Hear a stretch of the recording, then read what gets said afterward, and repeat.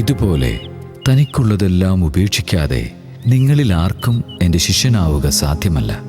ഉപ്പ് നല്ലത് തന്നെ, എന്നാൽ ഉറ കെട്ടുപോയാൽ അതിനെങ്ങനെ ഉറകൂട്ടും?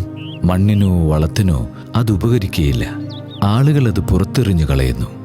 കേൾക്കാൻ ചെവിയുള്ളവൻ കേൾക്കട്ടെ.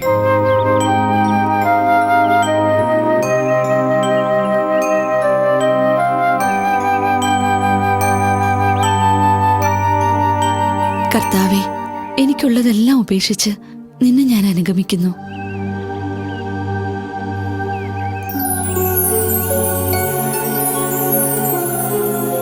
ഇവൻ പാപികളെ സ്വീകരിക്കുകയും അവരോട് കൂടെ ഭക്ഷണം കഴിക്കുകയും ചെയ്യുന്നു. അവൻ എന്തിനാണ് അവളെ സ്പർശിക്കുന്നത്? അവളൊരു പാപിനിയല്ലേ? നിങ്ങളിൽ ആരാണ് തനിക്ക് 100 ആടുകൾ ഉണ്ടായിരിക്കെ അവയിൽ ഒന്ന് നഷ്ടപ്പെട്ടാൽ 99 മരുഭൂമിയിൽ വിട്ടിട്ട് നഷ്ടപ്പെട്ടതിനെ കണ്ടുകിട്ടുവോളം തേടിപ്പോകാത്തത്? കണ്ടുകിട്ടുമ്പോൾ സന്തോഷിച്ച് അതിനെ തോളിലേറ്റുന്നു. 92, 93, 94, 95, 96, 97, 98, 99, 99, 100 ഉണ്ടായിരുന്നല്ലോ. ഒരെണ്ണം എവിടെ പോയി?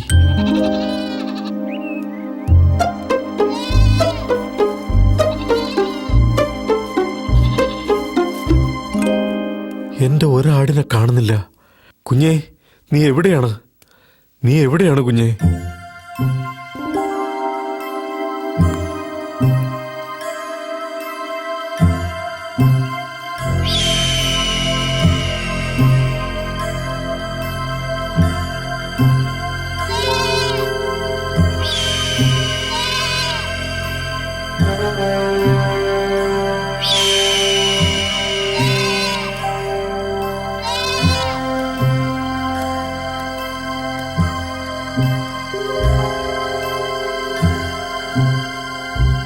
നിങ്ങൾ എന്റെ ആടിനെ കണ്ടുവോ?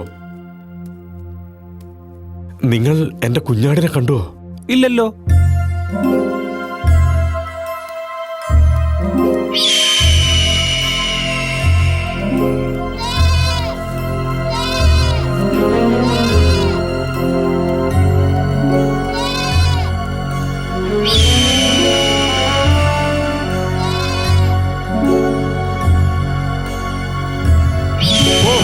മാറിപ്പോ, ഇതെന്റെ കുഞ്ഞാടാണ്.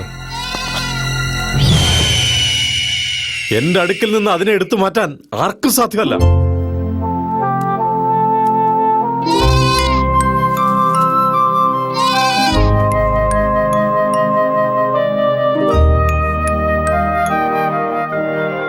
ഓ എന്റെ കുഞ്ഞെ, നീ എന്തിനാണ് എന്നെ വിട്ടുപോയത്?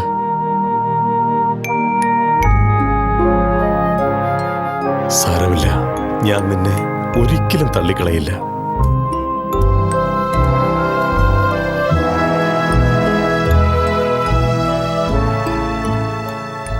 അതുപോലെ തന്നെ അനുതാപം ആവശ്യമില്ലാത്ത 99 നീതിമാന്മാരെക്കുറിച്ച് എന്നതിനേക്കാൾ അനുതപിക്കുന്ന ഒരു പാപിയെക്കുറിച്ച് സ്വർഗത്തിൽ കൂടുതൽ സന്തോഷമുണ്ടാകുമെന്ന് ഞാൻ നിങ്ങളോട് പറയുന്നു.